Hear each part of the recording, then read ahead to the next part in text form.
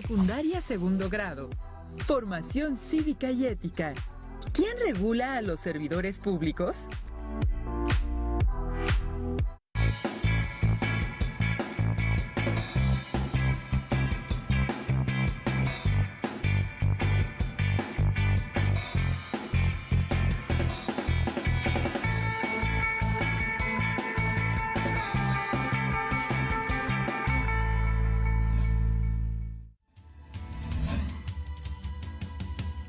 Bienvenidas y bienvenidos, estudiantes de segundo grado.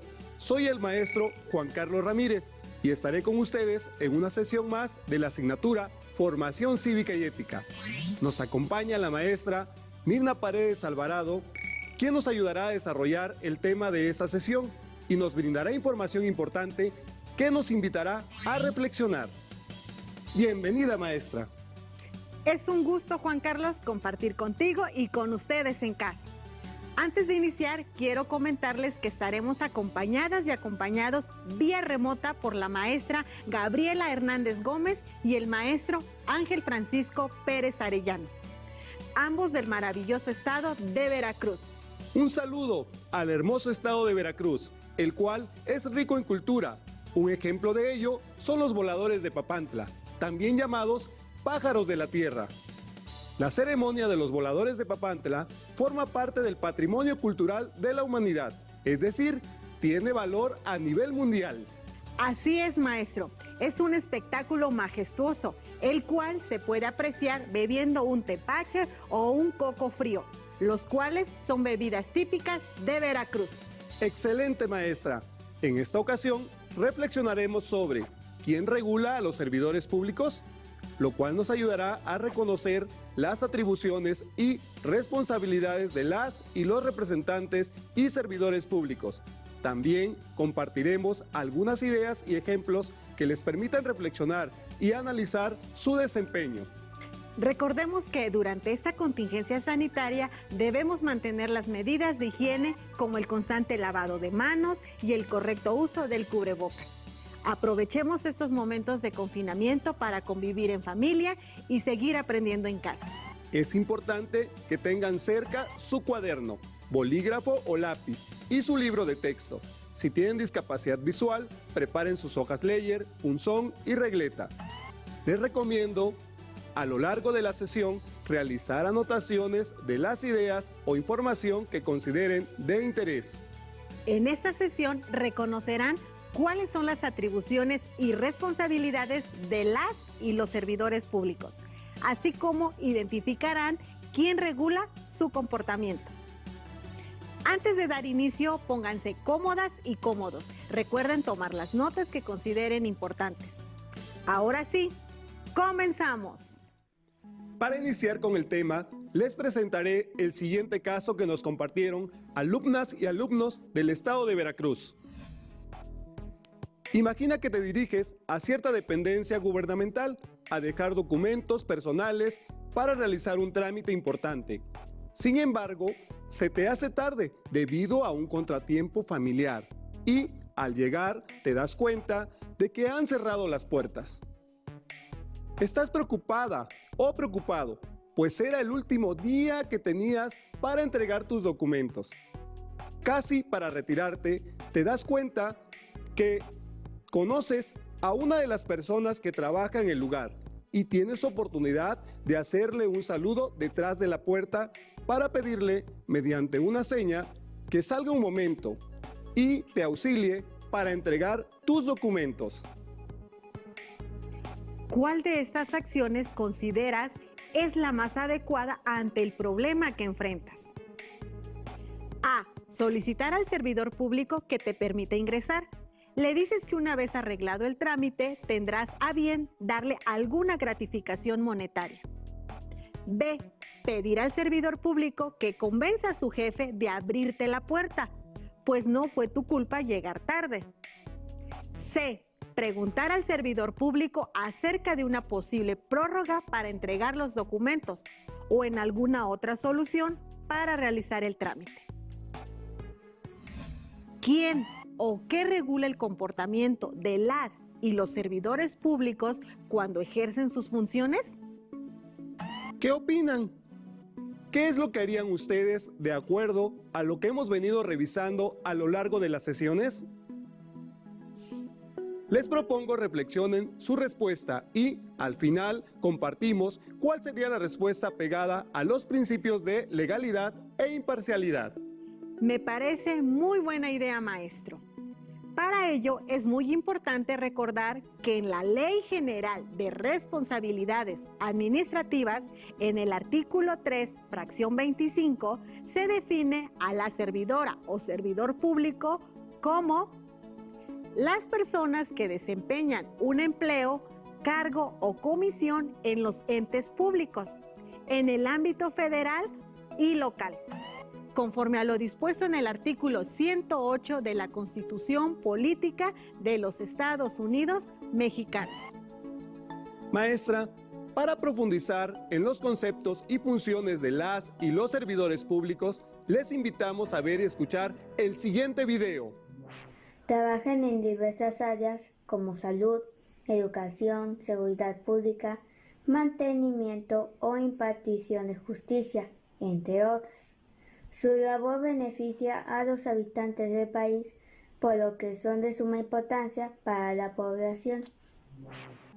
Maestra, ya que reconocemos algunos ejemplos de servidoras y servidores públicos, podemos decir que sus atribuciones y responsabilidades están basadas en integridad, excelencia, compromiso.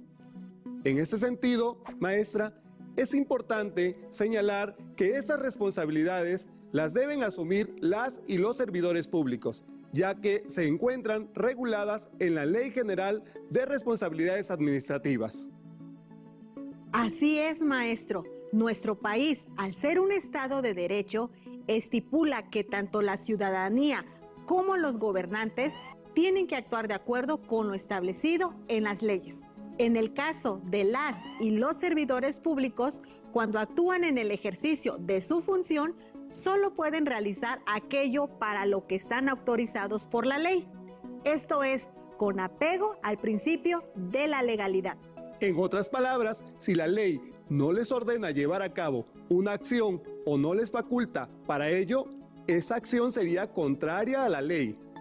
Para que realicen sus labores en beneficio de la ciudadanía, la ley les otorga una serie de atribuciones, poderes o facultades que les orienta en su actuar y, al mismo tiempo, les obliga a ceñirse estrictamente a lo reglamentado. Esto es, las atribuciones de las y los servidores públicos son las acciones que las leyes les ordenan realizar o les permiten llevar a cabo para ejercer su función, cargo o comisión. A continuación mencionaremos algunos ejemplos. Presidente de la República, promulgar y ejecutar las leyes en la esfera administrativa. Legisladores, proponer, discutir y aprobar las leyes. Funcionarios del Poder Judicial, resolver controversias mediante la aplicación de la ley. Maestro, por ejemplo, las instituciones públicas son las que pertenecen a los poderes ejecutivo, legislativo y judicial, de los gobiernos federal y estatal. En el ámbito federal, un gran número de personas presta sus servicios a las distintas secretarías de Estado, entre ellas la Secretaría de Gobernación, la Secretaría de Salud y la Secretaría de Educación Pública, o a organismos y entidades del Poder Ejecutivo, como Petróleos Mexicanos y la Comisión Federal de Electricidad, cuyo propósito es el de administrar los bienes y las riquezas de la nación, la prestación de servicios públicos para la población y la construcción de obras públicas. Así es, maestra. Las y los servidores públicos tienen una gran responsabilidad nacional. Es por ello que, para destacar la importancia de las instituciones que regulan la actuación de los servidores públicos, les invito a prestar atención a la entrevista que hizo el profesor Ángel Francisco Pérez Arellano al maestro Humberto, especialista en el tema, en la que menciona algún ejemplo sobre la institución a la que se puede acudir a realizar denuncias de la ciudadanía ante posibles faltas de las y los servidores públicos. ¡Corre video!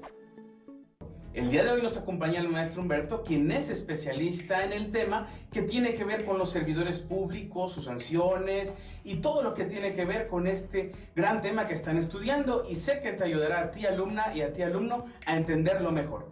Primeramente, quisiera preguntarle, maestro, nosotros que somos ciudadanos, ¿a qué instancia debemos acudir cuando somos testigos de que un funcionario público ha cometido alguna falta, o a qué dependencia, o qué podemos hacer si somos testigos de ello? Hola, muchas gracias por invitarme. Mira, cuando un servidor público comete una conducta irregular y somos testigos o afectados por esta conducta, lo que procede es levantar una queja. Para esto, el ciudadano se presenta ante la dependencia que corresponda y llena un formato formulario, o en su defecto puede realizar un escrito libre donde detalle su queja, qué fue lo que sucedió, por qué acusa al servidor público. La queja debe contener información o detalles muy importantes, como son el nombre del funcionario, servidor público, el cargo que desempeña, los datos del ciudadano afectado. Debo decirte que las denuncias anónimas no pueden proceder. La Secretaría de la Función Pública es quien determina si es viable o no iniciar una investigación. Esto no quiere decir que porque se investigue el servidor público ya vaya a ser sancionado, sino que se investiga para saber si hay razón o hay verdad en la denuncia que se ha hecho, ya que el servidor público también tiene derecho a ser escuchado y a presentar las pruebas que corresponden. Maestro, usted nos hablaba de la Secretaría de la Función Pública. ¿Esta es la instancia correspondiente para realizar el procedimiento en contra de un servidor público? Así es la Secretaría de la Función Pública en el área de quejas y responsabilidades. Son ellos los que inician el procedimiento, resuelven y notifican al servidor público, así como al ciudadano afectado, cuál es la resolución final. Muy bien. Entonces, una vez que se presenta la queja, ¿qué es lo que sigue? ¿Qué procede? Bueno, mira, se presenta la queja, se analiza que contenga los datos mínimos para poder iniciar el procedimiento. Se revisa que la redacción donde se describe por qué se cree que el funcionario público está cometiendo una conducta irregular sea clara. Posteriormente, la autoridad responsable va a emitir un citatorio para el servidor público a una audiencia que es llamada audiencia de ley. También se le notifica al servidor público cuáles son esos actos irregulares por los que se les está citando. Se le menciona que puede presentar pruebas de descargo. También se le dice que puede presentarse acompañado de un defensor. Cabe aclarar que en caso de que no se presente el servidor público a la audiencia, se le declara confeso de los actos que se le imputan.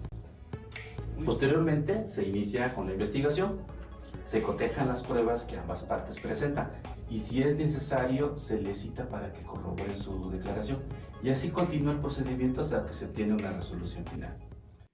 Maestro, como apreciamos en el video, cuando la ciudadanía es afectada por alguna o algún servidor público, tiene el derecho a exponer su queja, y los servidores públicos deben ser sancionados por una instancia que lleve el seguimiento durante un determinado tiempo.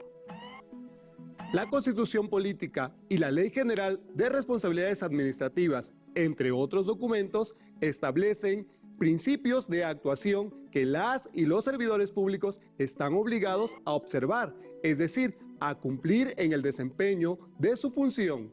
Estos principios deben ser conocidos por toda la ciudadanía, porque sirven como guías o referentes para evaluar la actuación de las autoridades y del servicio público, con la intención de exigir el cumplimiento de sus obligaciones y el respeto a los derechos humanos, cuando haga falta.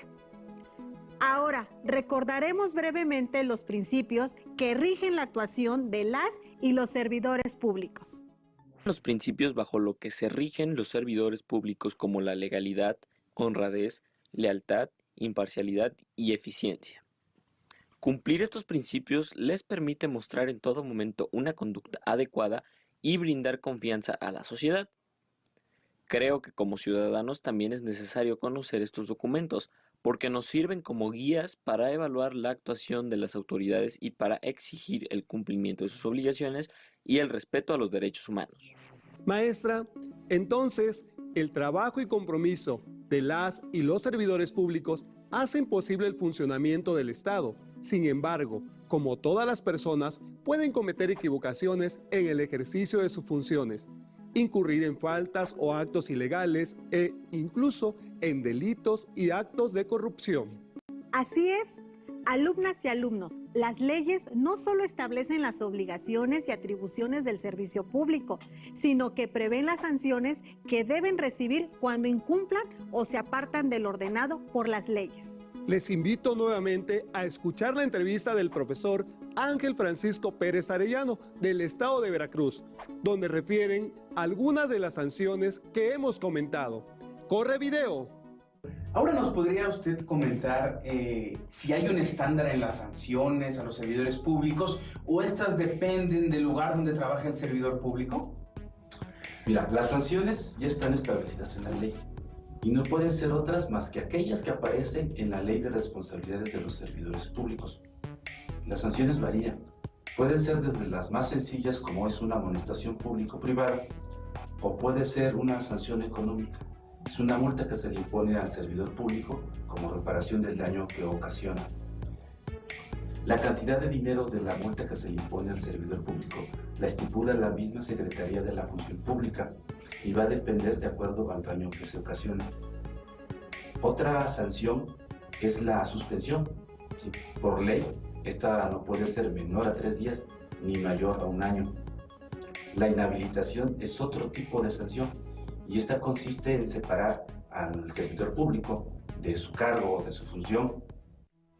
En una sociedad democrática, la ciudadanía colabora con las autoridades, vigilando la actuación de las y los servidores públicos, así como activando los mecanismos para impedir que su desempeño se aleje de la ley, por ejemplo, denunciando las conductas ilegales y exigiendo la rendición de cuentas.